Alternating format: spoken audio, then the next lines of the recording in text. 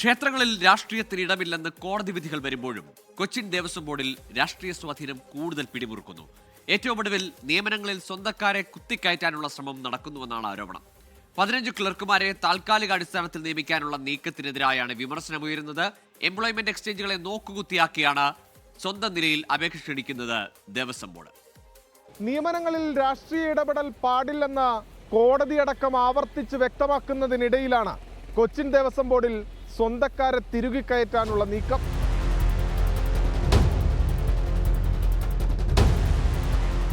August 26-നാണ് അപേക്ഷ നൽകാനുള്ള അവസാന തീയതി. അഭിമുഖത്തിന്റെ മാത്രം അടിസ്ഥാനത്തിലാണ് റാങ്ക് ലിസ്റ്റ് തയ്യാറാക്കുന്നതെന്നും പറയുന്നു. ക്ഷേത്രം ഉപദേശക സമിതിയിലേക്കുള്ള തെരഞ്ഞെടുപ്പിൽ വൻതോതിൽ CPIM അനുഭാവികളെ തിരുകിക്കയറ്റിയ ശേഷമാണ് ഇത്തരമൊരു നീക്കം നടക്കുന്നത്.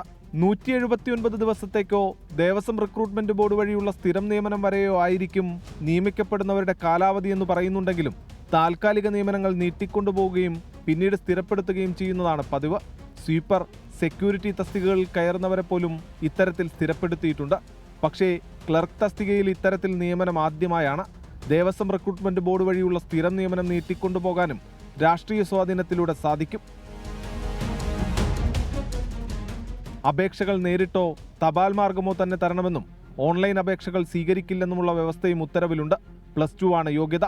വടക്കുംനാഥ ക്ഷേത്രം ഉപദേശക സമിതി തെരഞ്ഞെടുപ്പിൽ ആകെയുള്ള 19 സീറ്റിൽ 17-ലും CPIM അനുഭാവികളാണ് എത്തിയത്.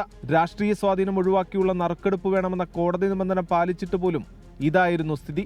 ലഭിച്ച 900 അപേക്ഷകളിൽ 600ഓളം എണ്ണം CPIM അനുഭാവികളുടേതായിരുന്നു എന്നാണ് അറിയുന്നത്. ഓരോ ലോക്കൽ കമ്മിറ്റിയിൽ നിന്നും 20 വരെ അംഗത്വാപേക്ഷകൾ വാങ്ങണമെന്നും ഇതിൽ 2-3 പേർ മത്സരിക്കണമെന്നും നിർദ്ദേശമുണ്ടായിരുന്നു. തുല്യത എന്നത് ഭരണഘടന ഓരോ പൗരനും നൽകുന്ന മൗലിക അവകാശമാണ്. അതിന്റെ കടക്കലിൽ കത്തിവെക്കുന്ന നടപടിയാണ് രാഷ്ട്രീയ നിയമനങ്ങളിലൂടെ ഉണ്ടാകുന്നത്. ക്യാമറാമാൻ ബിനേഷ് ബാബുരാജിനൊപ്പം സൂരജ് സജി, 24. പൊതുജനം കഴുതയല്ല സാർ. അനുഭാവികൾക്കും അടുപ്പക്കാർക്കും വേണ്ടി അഭിമുഖം മാത്രം, അങ്ങനെ നിയമനം, പിന്നീട് ആ താൽക്കാലിക നിയമനക്കാരെ അങ്ങനെ നീട്ടിക്കൊണ്ടുപോയി സ്ഥിരപ്പെടുത്താനുള്ള വഴികൾ നോക്കുന്നതെന്ന് ആക്ഷേപം ഇന്നും ഇന്നലെയുമല്ല, പല കാലങ്ങളായി പല ഇടങ്ങളിൽ, അതിപ്പോൾ ദേവസ്വം ബോർഡിൽ മാത്രമല്ല പല ഇടങ്ങളിലും കോർപ്പറേഷനുകളിലും പല സ്ഥാപനങ്ങളിലുമൊക്കെ പിന്തുടർന്നു പോകുന്ന ഒരു രീതി എന്ന ആക്ഷേപം ഉയരുകയാണ്. അവിടെ ഇടപെടൽ ഉണ്ടാകട്ടെ. ലോകത്തെവിടെയായാലും ഏത് സമയത്തും 24 വാർത്തകളും ഓഗ്മെന്റഡ് റിയാലിറ്റി പാക്കേജുകളും എക്സ്പ്ലെയിനറുകളും വിശദമായി കാണാൻ ഞങ്ങളുടെ YouTube ചാനൽ നിങ്ങൾക്ക് സബ്സ്ക്രൈബ് ചെയ്യാം.